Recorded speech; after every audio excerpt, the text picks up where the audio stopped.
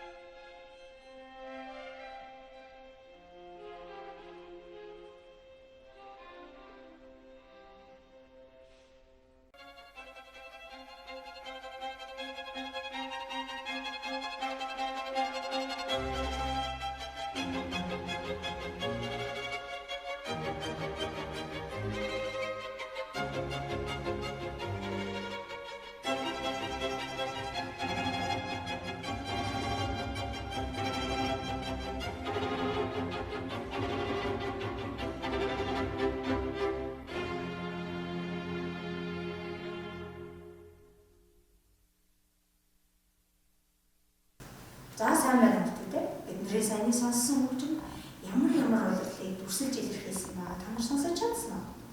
За одоо бүгдээрээ хамтдаа нэг онцгой таац. Дунд цагаан, хар, дараа, хурц ногоо, хонгор шан. Тэр юу вэ те? Одоо бүгдээрээ онцгой ямар онцгой болоо гэж бодох байлцтай хэмнэлийг алгадчихсан. За багшаас анхаарал. Дунд, цагаан, хар, дараа, хурц, ногоо, хонгор шан. За одоо бүгдээрээ хэмнэлээ алгадчихсан. Дунд, цагаан, хар, дараа, хурц, ногоо, хонгор шан. За энэ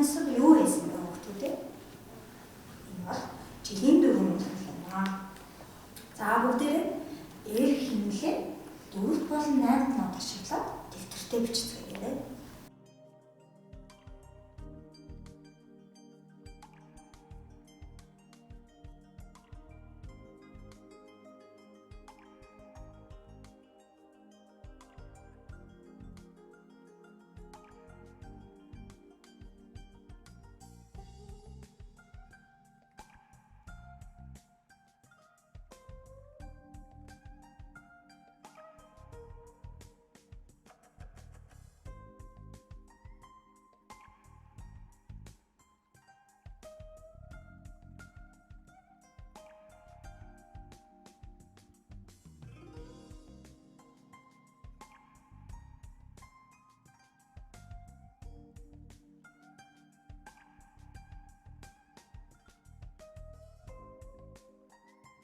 Одоо хүүхдүүдийн хамтдаа дахиад нэг хөгжмийн эсрэг сонсъё.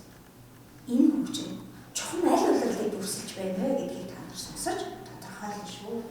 За тодорхойлохдоо хөгжилтэй байна, гэрэл гэгээтэй байна, өнөлтэй байна, баяр хөөртэй байна гэдэг энэ үгсийг ашиглаад тодорхойлж болно шүү. За тэгэхээр энэ үгсийг анхааралтай хөгжим сонсцгоо.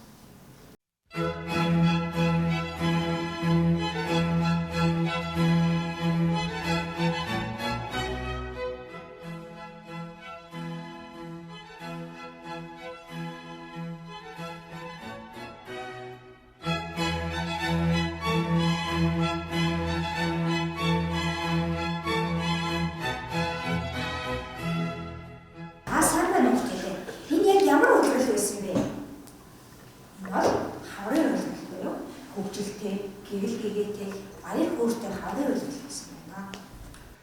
Нэр нь л бид нар ингээ уянгалаг сайхан аялгауг сонсохоор хаврын улирлыг дүрсэж харуулсан байна тийм үү. Тэгвэл хавар байгаль болон хүмүүст ямар өөрчлөлт гардаг вэ? Тэгэхээр хавар цэцэг ногоо дэлгэрдэг юм байна, яргуу гарч ирдэг юм байна, байгаль сэрэгдэг юм байна тийм. Дулаан урин цаг ирж усны шууд маань халуун орноосоо ирдэг юм байна. Тэгвэл хаврын улирлынхаа ялгааг бүгдээрээ харцгаая. Эдгээр модуудыг ажиглаж харъя. Мод жилийн дөрвөн улиралд яаж өөрчлөгдсөн байна гэдгийг харъя. Тэгэхээр өвлийн улирал маань мод маань ямар ч навчгүй болсон байна. Дээрээс нь мод маань цастай байна. Иргэн тойрон цасаар хүрээлэгдсэн байна. Тэгэхээр өвлийн улирал маш хүүтэй улирал байдаг тийм. Хаврын улирал маань мод цэцгэлсэн байна. Хаврын улиралд мод нахиалж байгаль сэрэгдэг. Зуны улирлыг харъя. Зун мод маань ургаж байгаль дэлхий маань өнгөө нэмсэн байна. Өвлийн улирал, зуны улирал хоёрыг бүгдээрээ харьцуулж харъя. Юугаараа ялгаатай байна вэ? Тэгэхээр улирлын ялгаанаас хамаарч байгаль дэлхий маань өнгөө өөрчилж, байгалийн юмс үзэгдэл өөрчлөгддөг байна. Намрын улирлыг ажиглавал мод шарлаж, навчис ундаг байна. Монгол орн маань жилийн дөрвөн улиралтай, эрс дэрс уур амьсгалтай, хавар, зун, намар, өвөл гэсэн дөрвөн улирлыг хэлждэг. Сая бүгдээрээ хөгжмийг сонсож хаврын улирлыг тодтогдож гаргаж ирсэн. Тэгвэл бүгдээрээ хаврын улирлын зургийг ажиглаад энэхүү зураг дээр ярилцсан юм. Хүмүүс болон байгаль дэлхийд ямар үйл явдал болж байгааг энэ зураг дээрээс харъя. Байгалыг харъя.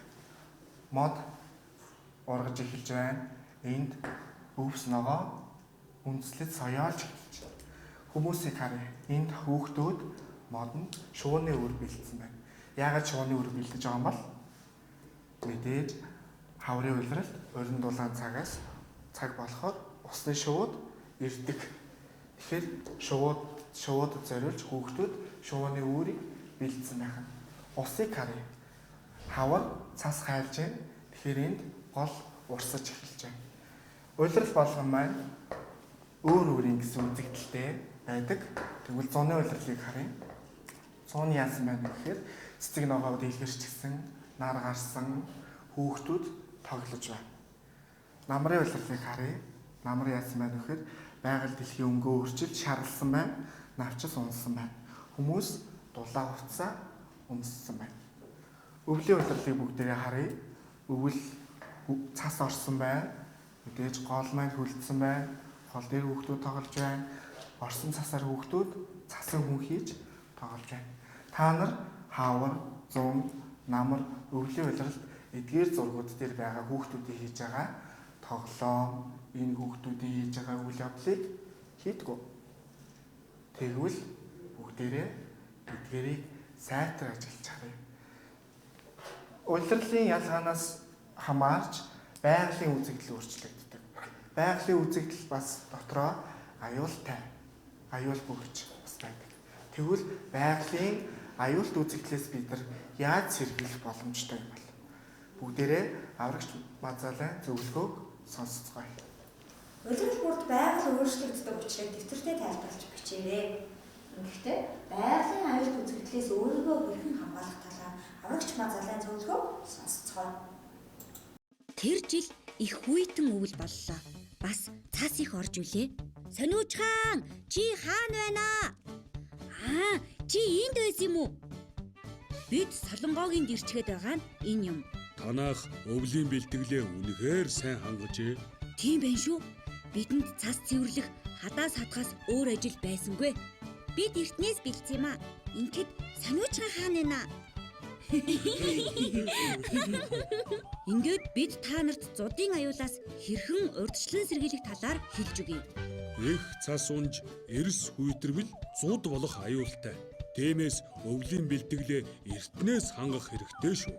Бас өвөлжөөгөө сайн дулаалаарай. Мөн өвс тижэл, хоол хүнс, им тариа, түлээ түш, дулаан хувцаа сайн нөөцлөхөө мартваа. Би бол томоо, харин энэ бол миний дэггүү туслах сониучхан, аврагч Мазалай. Аюул гамшиг тохиолдоход тэр хизээд бэлэн байдаг. Харин энэ бол миний хамгийн сайн найз Солонгоо. Ингээд бидний түүхээр аялцгаая. Нэг өдөр бид Солонгоог гэрт нь хүргэж өгөхөөр боллоо. Тэгтэл салхи ширүүсэж шуурга дэгдэх тэр Бүгдээрээ нэг нэгнээсээ сайн барьаарай. сониучхан тисээрээ. Шуурганаар сониучхнийгээ золтой л алдчихаагүй. Дулаан хувцалсан учраас л бид шуургыг сөрөн Солонгогийн гэрт ирцгээсэн юм. Ингээд Мазалай бидэнд шуурганы үеэр юу хийх ёстойг зааварчилсан юм. Тэгэхээр хүчтэй шорон болон цасан шуурганаас урьдчилан сэрэмжлэхийн тулд цаг агаарын мэдээ тогтмол сонсож байгаарай. Шаардлагагүй бол гэрээсээ битгий гар. Хэрв гадагшаа гарахаар бол заавал дулаан хувцлах хэрэгтэй шүү. Тэр нэг өдөр манай хотод маш их бороо орлоо. Тэгтэл усны түвшин дээшилж үер боллоо. Аврагч Мазалай бид хоёр бусдад тусламж үзүүлэхээр өндөрлөг газар зогсож байв. Тэрийг хараач, тэнд нэг нохой хөвж явна. Тийм байна. Нохоод одоохон туслая. Бяцхан нохой минь тисээрээ бид одоохон чамайг аварлаа. Бид бяцхан нохойг үерийн аюулаас аварч чадлаа. Түүнийг сониучхан гэж нэрлэв. Үүнээс хойш бид хоёр үнэнч найзууд болсон юм. Сониуч хаан, энэ бол чиний үүр. Үерийн аюул хоромхон зур бий болдгийг бид мэдэж авлаа. Ингээд аврагч Мазалай юу хийх ёстойг хэлж өгөв. Хэрв үер болвол өндөрлөг газар нэн даруй оч. Үерийн усыг гаталж болохгүй шүү. Заавал хүлээх хэрэгтэй. Үерийн аюулаас урьдчилан сэргийлэхийн тулд үерт өртөмтгий газар гэр байшингаа барьж болохгүй шүү. Энд нэг байна. Энд ч бас нэг байна. Сайн байна хүүхдүүдээ. Манай сониучхан ч бас нэгийг олж. Аймад ямар ч хоггүй боллоо шүү. Энэ хог айдаг хүмүүсийг дээ. Мазалай, тэнд гал гарч байна. Түүмрийг газар ахваас өмнө унтраахгүй болохгүй шүү. За. Бид арай хийж түүмрийг унтраав. Ингээд аврагч Мазалай бидэнд түүмрийн үеэр хэрхэх ёстойг хэлж өгсөн юм. Ой хэрийн бүсэд аялал зугаалгаар явахдаа асаасан галаа заавал бүрэн гүйцэд унтрааж байгаарай.